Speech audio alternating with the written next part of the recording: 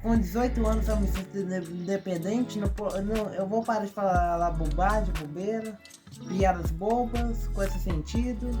Matheus, você tá se sentindo então um menino mais maduro? Conta Uhum. pra nós aí. Tô. É. Olá, tudo bem com vocês? Meu nome é Carla, né? Eu sou psicóloga e estamos abordando ultimamente o assunto Agora eu descobri, meu filho é autista. Esse assunto, gente, eu tenho abordado aqui, né, no nosso canal e contando a minha trajetória como mãe de um rapaz autista. No vídeo anterior, depois vocês olham, né, aqui no canal, eu estava contando um pouco da minha história do início. Agora eu vou fazer um fechamento, tá bom? E no final, vocês vão ouvir o Matheus aí falando, numa conversa comigo, algumas coisas. Então, gente, no vídeo anterior eu falei que a fala, dando continuidade, né? Aqui eu falei antes, a fala foi um indicativo de que tinha alguma coisa errada, ok? Quando a criança já está lá, né? Começa a falar as primeiras palavras, antes de um aninho ela já começa a falar balbuciar algumas palavras e tudo. Matheus nada de falar. E depois um ano, nada de falar. E foi passando. Quando ele começou a falar, lá, né, por 2 anos, por aí, já começou a falar tudo embolado, tudo bagunçado. Eu achava que era coisa de criança mesmo, que às vezes as pessoas mesmo falavam comigo, não liga não, porque cada criança tem sua etapa para aprendizado, tudo bem. Isso acontece mesmo, cada criança tem a sua subjetividade, o seu tempo de aprender alguma coisa. Ninguém é igual a ninguém. Porém, gente, quando a coisa já está muito evidente, porque não é só a questão da fala, tinha outras coisas associadas no Matheus. Ele não olhava nos olhos das pessoas para conversar. Ele era um menino muito disperso. Ele foi crescendo assim, bem distraído, falava as coisas e custava, sabe, a pegar o que eu estava falando. E assim, ele foi crescendo e quando chegou na fase de escola, a professora começou a notar, né, algumas coisas lá, ela me chamava, começou a falar comigo, olha, o Matheus é assim, eu faço as coisas lá na sala, ele não interage com as outras crianças, ele quer ficar sempre no cantinho dele, aí eu passo as tarefas, ele não conversa, não relaciona, então foi só me acendendo um alerta que tinha alguma coisa. Não que ela estava dando diagnóstico, mas ela estava dando um sinalzinho para mim começar a correr atrás, ver o que pode ser. Então, assim, eu preocupei muito com a questão da fala, porque ele não comunicava direito, as pessoas não entendiam o que ele falava, isso me trazia muita angústia. Porque, igual eu falei, gente, eu não conhecia muito sobre isso, né? Mãe de primeira viagem. Então, aquele tempo lá de 17, 18 anos atrás, 15 anos atrás, as pessoas ainda não tinham muito esclarecimento. Até mesmo na escola, eu tive muita dificuldade. Mas teve escolas que ele passou, por exemplo, que eu tive experiências ruins, sabe? Eu me senti, a forma que as pessoas colocavam, eu me sentia, sabe, culpada, como se eu não estivesse cuidando do meu filho, enfim. Tive umas experiências ruins, né? Mas tudo serve para aprendizado. Porque depois que eu notei realmente que tinha algo diferente nele em relação às outras crianças, porque eu passei por aquela coisa de negação. O pai e a mãe, eles têm uma idealização quando uma criança está para vir, né? Quando a mãe está gestando, está ali gestante, começa a imaginar, meu filho vai ser igual a mim, vai ser, né? Aí começa a idealizar as profissões, começa a idealizar o que ele vai estudar. Então, assim, a gente faz muita idealização. Então, quando você, de repente, começa a suspeitar que sua criança, ela não vai responder àquela expectativa que você fez, muitas vezes você pode entrar, se não tiver ajuda de alguém de fora para te dar uma orientação, você pode entrar numa tristeza, né, numa angústia, até mesmo numa depressão. Você pode começar a se achar culpado por aquela situação, né? O que foi que você errou? Por que aconteceu isso? Ou então da negação, não, ele não tem nada, isso vai ser resolvido, não tem isso e pronto. Então, assim, eu vivi um pouco da negação, né? De não aceitar que ele tinha problema. E assim, pessoas próximas à minha família falavam comigo, Carla, olha isso, custa nada. Então eu fui e levei. Comecei a levar no médico, aí o médico já mandou pro fono. Quando ele foi no fono, ele fez o tratamento com o fonoaudiólogo, tudo direitinho. E a fono foi me falando, olha mãe, o Matheus não tem só problema na fala. Então assim, a fono foi identificando. Por isso que eu falo com vocês, os multiprofissionais na situação do Matheus começaram a agir. Os profissionais, fonoaudiólogo, psiquiatra, neuropsicólogo, junta todo mundo e começa a observar e entra no consenso. Até que o médico vai lá e fecha e dá o diagnóstico. Vocês entenderam? Foi assim que foi com o Matheus. Então foi uma longa caminhada, né? Até mesmo porque a questão da negação atrasou um pouco também. Eu descobri e o diagnóstico ser fechado. Então assim, quando ele começou mesmo a entrar na escola, na fase lá dos 4, 5, 6 anos, aí eu comecei já a dar, né, caminhamento mesmo no fono. Aí o fono já falou comigo, a fonoaudióloga falou que não era só a questão da fala, tinha outras coisas que tinham que ser investigadas. Ela não já chegou falando, suspeitando de autismo, nada disso, mas ela não falou. Ela só falou assim, olha mãe, investiga. Então, eu já comecei a pegar encaminhamentos para ele. Aí eu comecei a ir para os caminhos. Fui lá no neuro, né, no psiquiatra, e assim fui seguindo todos aqueles procedimentos, né, que os médicos estavam me orientando. Até que, nesse intervalo, eu vi que ele não estava adaptando nas escolas regulares, infelizmente, porque não tinha professores de apoio naquela época lá, né, aqui pelo menos na cidade onde eu moro, tinha muita dificuldade com isso. Então, assim, ele ia ficar assim, alargado, né, na escola, infelizmente, né, sem alguém ali para estar. Deixavam me entender isso. Infelizmente, me deixavam entender que ele ia ficar lá sem apoio mesmo. Que a sala era cheia e a professora não teria condições de ficar perto dele para ensinar as coisas individualmente, porque a sala era muito cheia, né? A sala do primeiro ano, enfim, não tinha como. Tentei colocar ele na escola particular, também não deu certo, até que eu pensei, bom, não tá dando certo a escola regular. Aí uma pessoa que eu conheço falou, Carla, coloca ele, não é pai, a pai é muito boa e tal. E como eu já estava sendo encaminhado para fechar esse diagnóstico, aí fui pegando exames que eu já tinha e coisas da escola mesmo anterior, né? As coisas que a professora escreveu, tudo. E fui levar lá na PAI, falando que eu já estava dando os prosseguimentos, estava fazendo fono, que já estava no psiquiatra, estava tentando ver o que ele tinha e tudo mais. E aí eu consegui a vaga na PAI para ele. Então, gente, graças a Deus, foi um divisor de águas. Um divisor de águas para o Matheus. Porque eu quero até deixar aqui meu abraço a todas as pessoas que trabalham na PAI, tá? E meu carinho por vocês.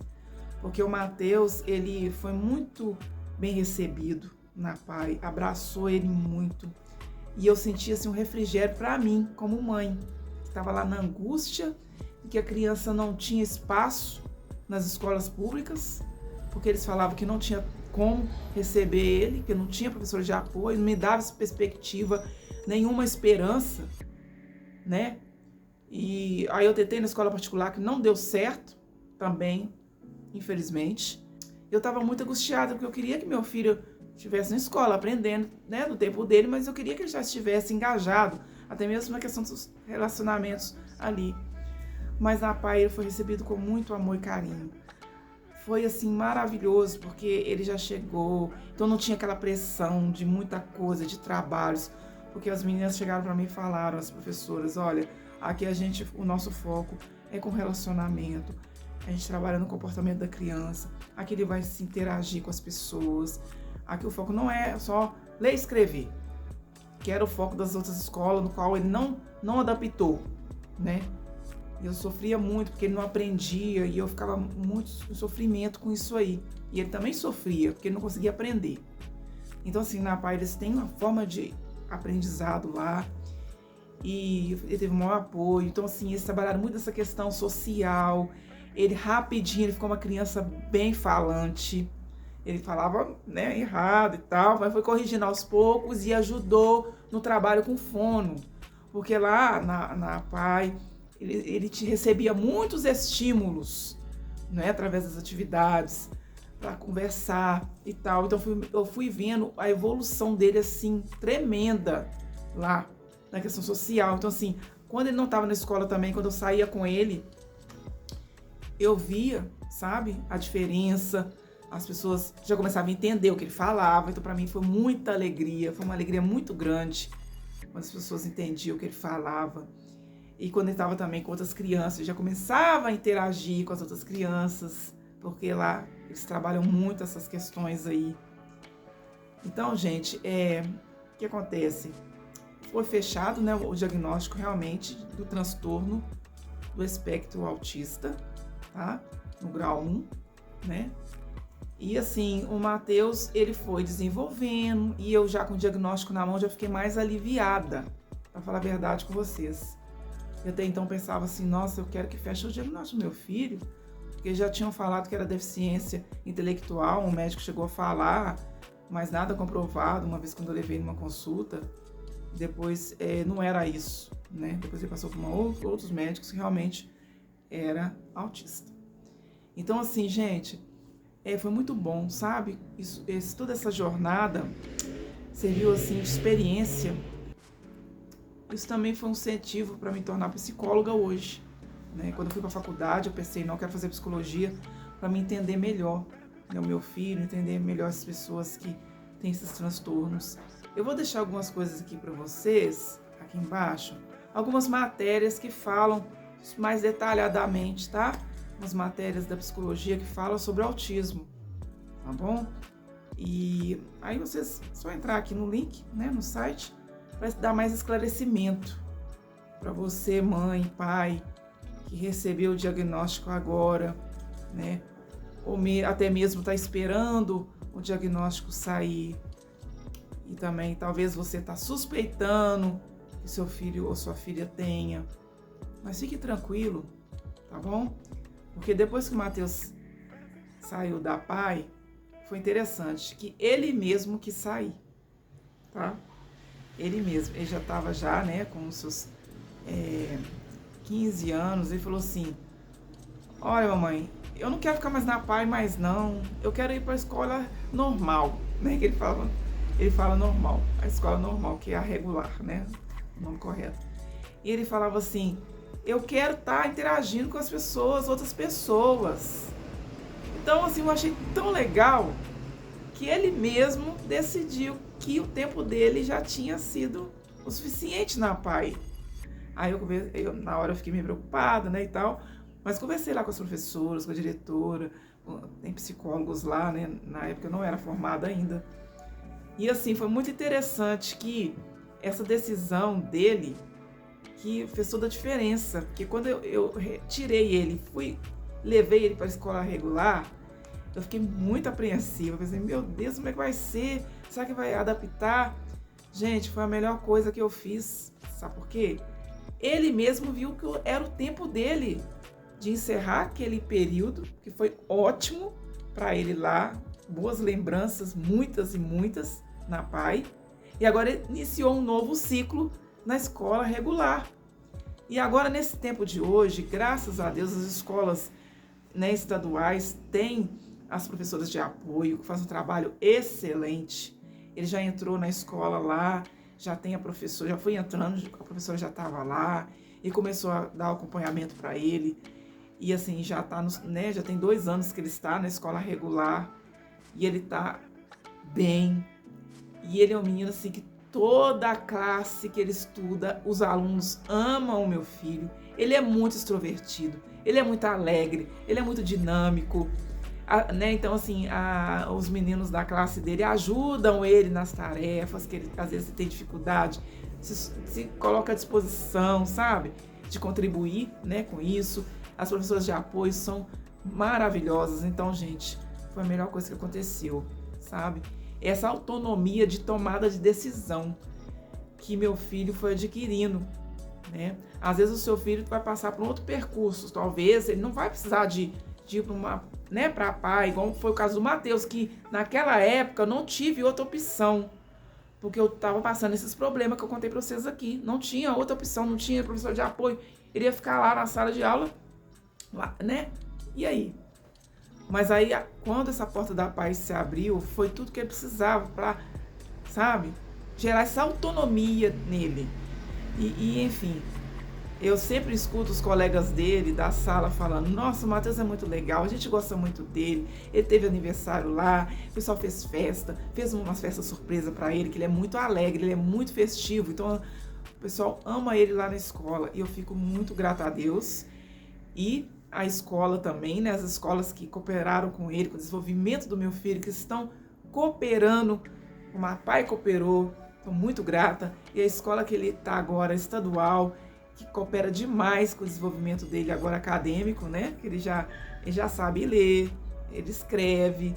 Então, assim, gente, se você recebeu o diagnóstico do seu filho e você tá às vezes se perguntando: e agora? Tô triste, eu tô chateado, chateada, tá sem saber o que vai fazer, sabe? Fica calmo, fica tranquilo, tá bom?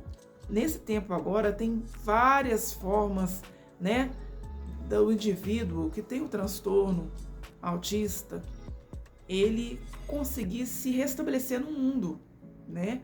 Não vai ser conforme uma pessoa, né, que não tem, mas no tempo dele, no tempo da pessoa, ele vai desenvolver, tá bom? Às vezes não da forma que nós esperamos, né, mas da forma que ele vê que é um avanço para ele, tá bom? Então, assim, eu espero, né, que esse testemunho meu possa edificar a sua vida aí, tá? E nós nos vemos nos próximos vídeos com outros temas que vou estar abordando aqui no canal. Então, gente, vamos conhecer o Matheus. Com 18 anos eu me sinto independente, eu vou parar de falar bobagem, bobeira, piadas bobas, com esse sentido. É, Matheus, você tá se sentindo então um menino mais maduro? Conta pra nós aí. Tô. É porque é uma fase de idade que ele está agora vivenciando, né, gente? De maioridade. Então, ele falou comigo ontem que se sente independente, né, Matheus? E como que é isso pra você? Eu tenho que ser mais maduro na vida. É? E me fala, o que é ser mais maduro na vida? O que significa? Ser maduro é ficar adulto. Tá. Já tá bom, mãe. Então tá, então manda um alô aí pro pessoal, um tchau pro pessoal. Fala, despede do pessoal aí. Tchau, pessoal. Então tá. Ficamos por aqui, gente. Tchau, até o próximo vídeo. Dá tchau pra eles. Tchau.